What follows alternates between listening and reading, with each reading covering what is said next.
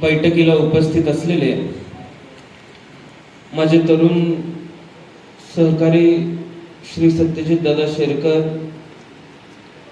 या परिसरातील ज्येष्ठ नेते आदरणीय शरदराव काका लेंडे, स्वप्नीलजी गायकवाड, विकास बापू लवांडे, संदीपजी शिंदे, प्रदीपजी पिंगट, आनंदराव चौकुले, सूरजजी वाजगे, शांतारामजी सावंत, संदीप ताजने, विलास पोटे, राहुल जाधव, बाजीराव मुळे, वरुणजी भुजबळ, सोनलताई शेटे, सारंगजी घोलप, तुषारजी थोरात, आदरणीय नागरे गुरुजी, आणि ज्यांनी मगाशी मनोगत व्यक्त केलं. खरं तर त्यांनी शिक्षक आहे सांगितल्यावर आता किती वेळ ऐकायला लागते, मला थोडीशी भीती वाटली. पण प्राचार्य असताना सुद्धा आपलं मनोगत थोडक्यात त्यांनी मांडलं. ते आदरणीय श्री विलासराव विश्वासजी सर, विशालजी बनकर, समीरजी भगत, व्यासपीठावरती आणि माझ्या समोर उपस्थित असणारे महाविकास आघाडी आणि महाविकास आघाडीतील सर्वच मित्र पक्षांचे सर्व प्रमुख पदाधिकारी, वडीलधारी मंडळी, माझे सर्व तरुण सहकारी, पत्रकार बंधू आणि भगिनींनो, आज आपण शिवछत्रपतींच्या जन्मभूमीमध्ये आहोत. खरं तर अशा वेळेला मला या पुण्यभूमीमध्ये, पवित्र भूमीमध्ये यायला मिळालंय. आज स्वाभिमानाची आणि एकनिष्ठतेची लढाई चालू असताना स्वाभिमानाची बाजू मांडण्यासाठी मला या भूमीमध्ये यावं लागलं. आणि आपण सर्वांनी अत्यंत प्रेमाने माझं स्वागत केलं.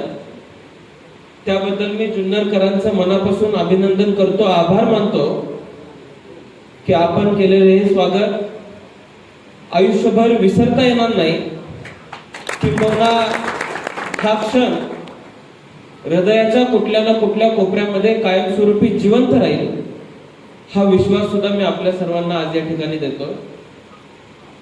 आज ही बैठक आपण सर्वजण येत्या काळामध्ये आपल्या महाविकास आघाडीतील सर्वच प्रमुख पक्षांची रूपरेषा काय असणार आहे, श्री अमोल कोल्हे यांचा प्रचार करत असताना आपण जे मुद्दे लोकांना पटवून द्यायचे आहेत ते मुद्दे काय असले पाहिजे, आणि त्याचबरोबर लोकांपर्यंत पोहोचण्यासाठी आपण काय प्रभावी साधनं वापरू शकतो याच्या बाबतीत चर्चा करण्यासाठी आणि महाविकास आघाडीतील सर्वच प्रमुख पदाधिकाऱ्यांना एकत्रित इथे आणण्यासाठी आपण ही बैठक पार पाडतोय.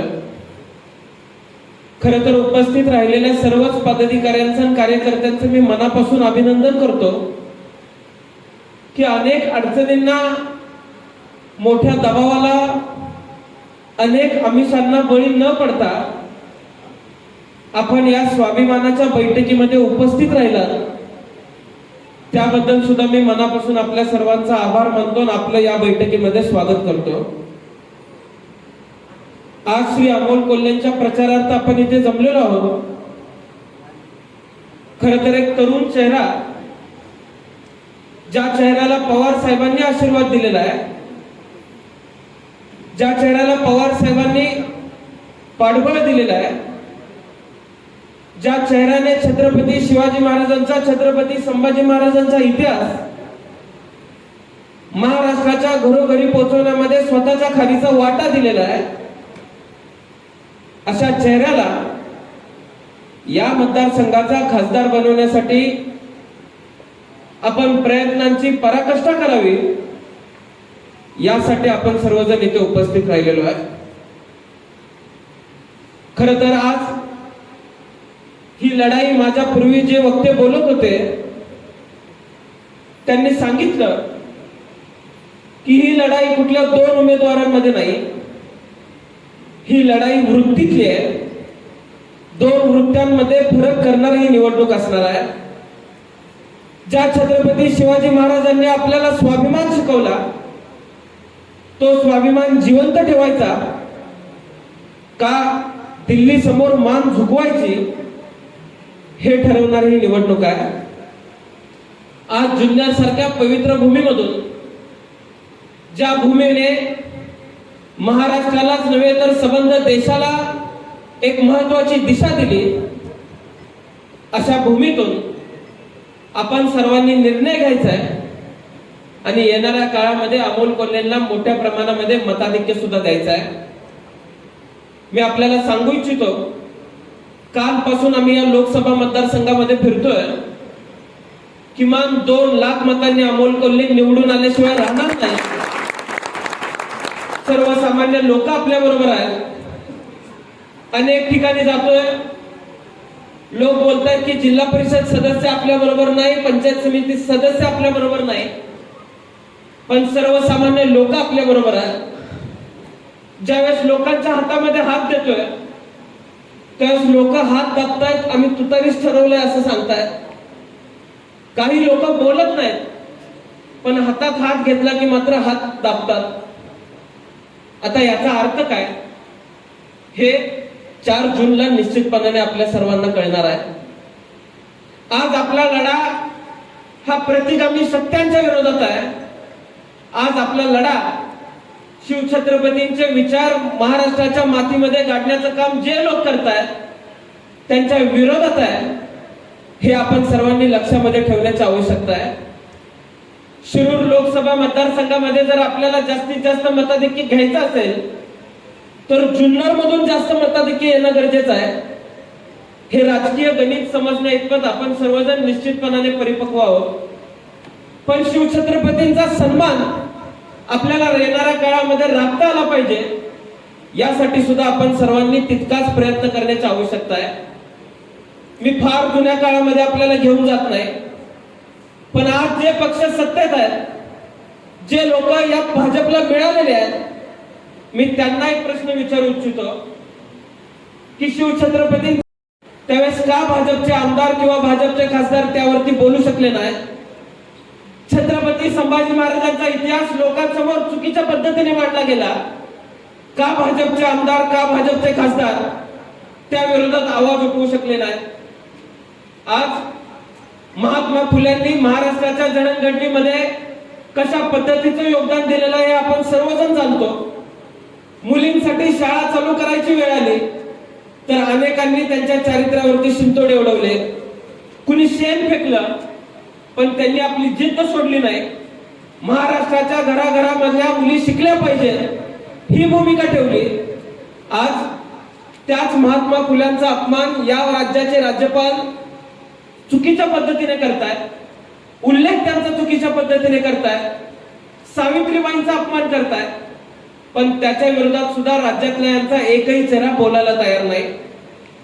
आपण सर्वांनी एकत्रितपणाने येऊ हे मुद्दे आपल्या सर्व लोकांना पटवून देण्याची आवश्यकता आहे की जे लोक महामानवांचा अपमान करू शकतात, ज्या महामानवांनी आपल्याला दिशा दिली त्यांचा अपमान करू शकतात, येणाऱ्या काळात सर्वसामान्य मतदारांचा मान ते काय राखतील हा प्रश्न आपण सर्वसामान्य मतदारांपर्यंत घेऊन जाण्याची आवश्यकता आहे. आज महाराष्ट्रातलं राजकारण कुठल्या दिशेने चाललेलं आहे आपण बघतोय. 5 वाजता बातम्या लावल्या तर कोण निष्ठेबद्दल गर्व ओळखत असतो आणि 6 वाजता बातम्या लावल्या तर निष्ठेबद्दल बोलणारा माणूस पक्ष कधी बदलून गेलेला असतो हे कळत नाही. अशा परिस्थितीमध्ये आज आपण सर्वजण राजकीय परिस्थितीमध्ये वावरतोय. आज शिवछत्रपतींच्या भूमीमध्ये मी आपल्याला सांगू इच्छितो की का आम्हाला असं वाटावं की फक्त तानाजी मालुसरेंनीच निष्ठावंत राहिलं पाहिजे होतं, का आम्हाला असं वाटावं की फक्त शिवाजी महाराजांच्या मावळ्यांनीच निष्ठावंत राहिलं पाहिजे होतं. आज ज्या वेळेस आम्ही शिवाजी महाराजांचं नाव घेतो, ज्या वेळेस त्यांच्या मावळ्यांचं नाव घेतो, स्वाभिमानासाठी लढत असताना आम्ही निष्ठावंत राहू शकत नाही का हा प्रश्न आज आपण स्वतःला विचारला पाहिजे. आणि जे लोक पक्ष बदलून गेलेले आहेत त्यांना हा प्रश्न आपण विचारला पाहिजे.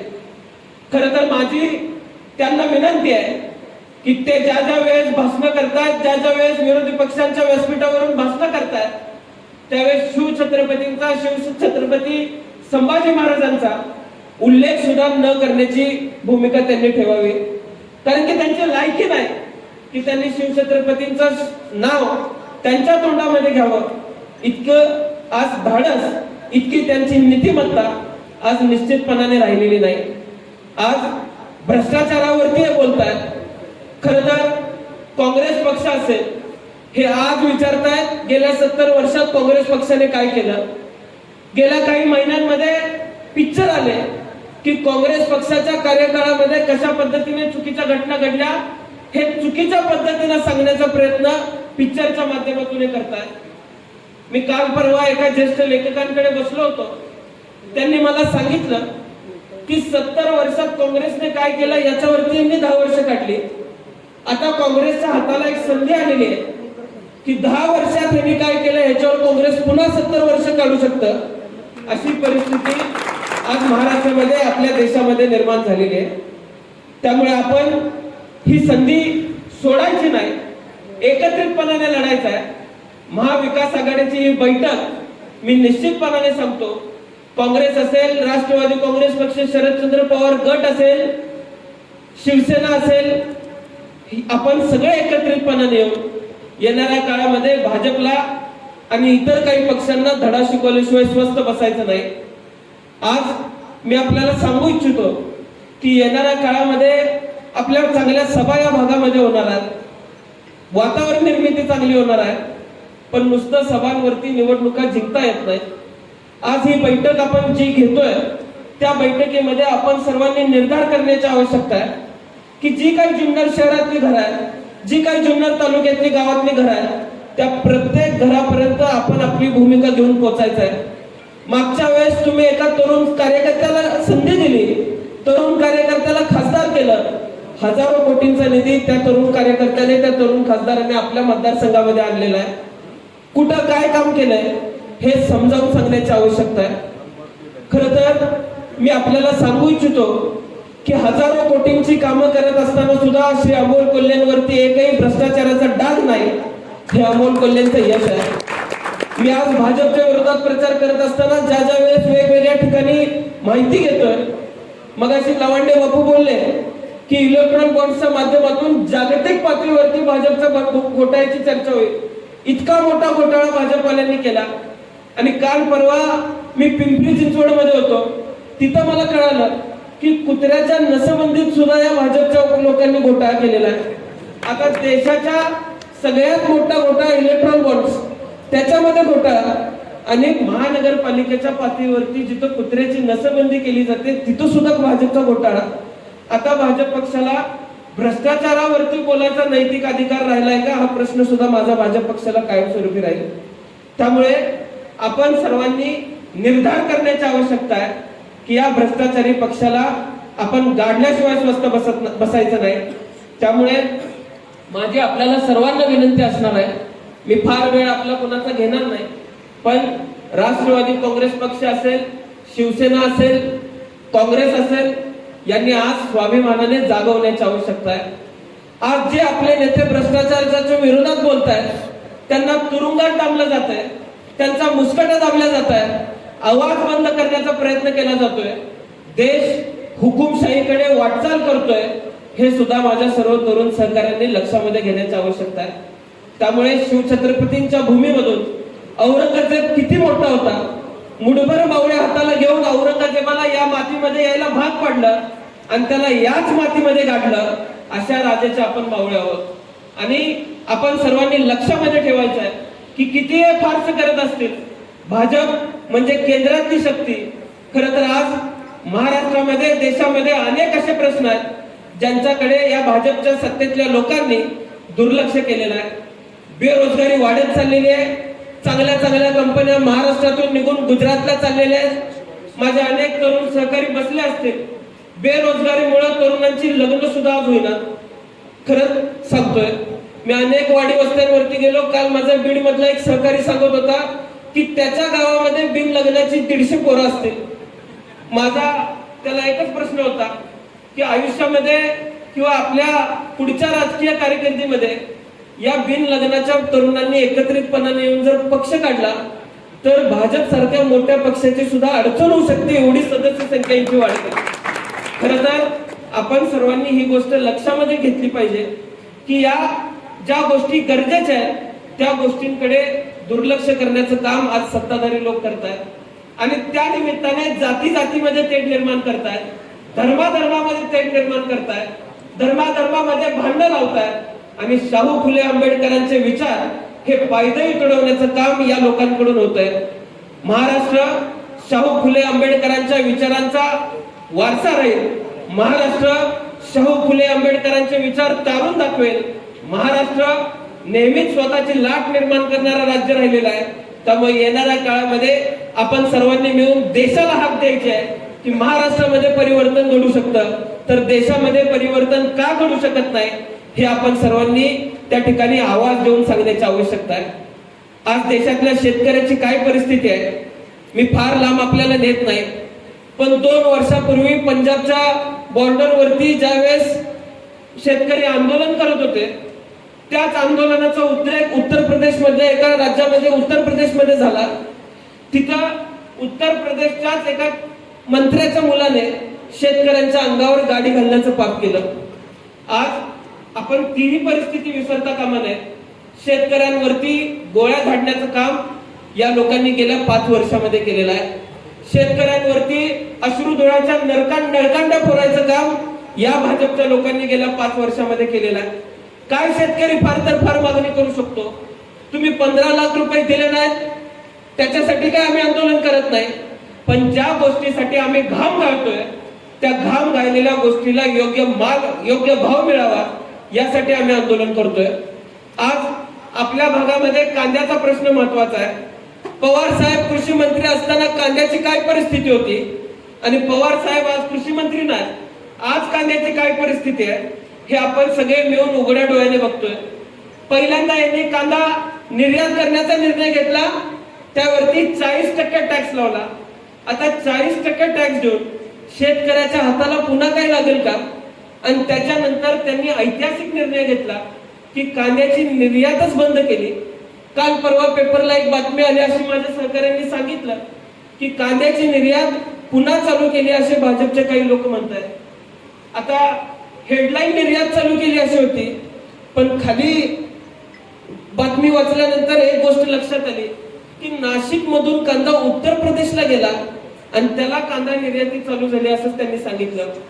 आता योगी आदित्यनाथ साहेबांना माझा एक प्रश्न आहे की उत्तर प्रदेश हे देशाच्या बाहेर येते का देशाच्या आत येते, याचं स्पष्टीकरण पहिलं उत्तर प्रदेशच्या मुख्यमंत्र्यांनी देण्याची आवश्यकता आहे.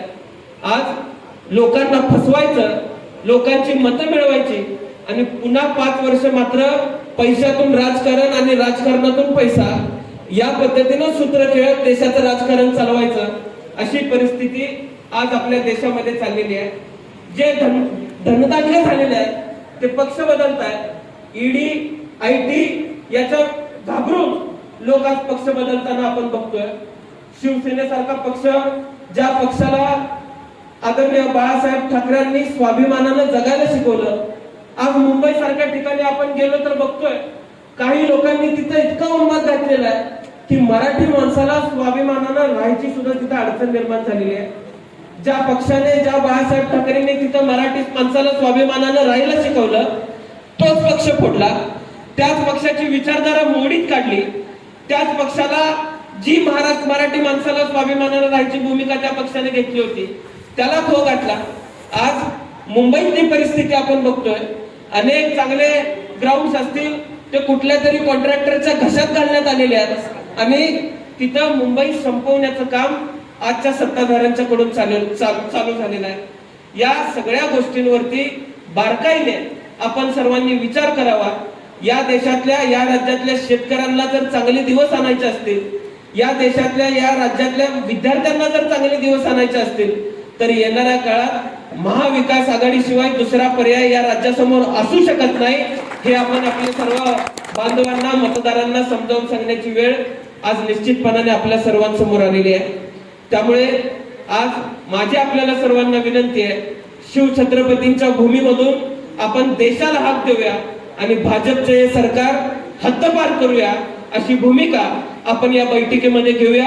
आणि येत्या 1 महिन्याच्या काळामध्ये जुन्नर तालुक्यातल्याच नव्हे तर शिरूर लोकसभा मतदारसंघातल्या प्रत्येक घराघरापर्यंत जाऊन, मग तो काँग्रेसचा कार्यकर्ता असेल, शिवसेनेचा कार्यकर्ता असेल, आपल्या पक्षाचा राष्ट्रवादीचा कार्यकर्ता असेल, महाराष्ट्राचा विचार, महाराष्ट्र धर्म जर पाळायचा असेल तर आपल्याला लोकांच्या घरापर्यंत जाऊन लोकांचं मत घेतल्याशिवाय पर्याय नाही.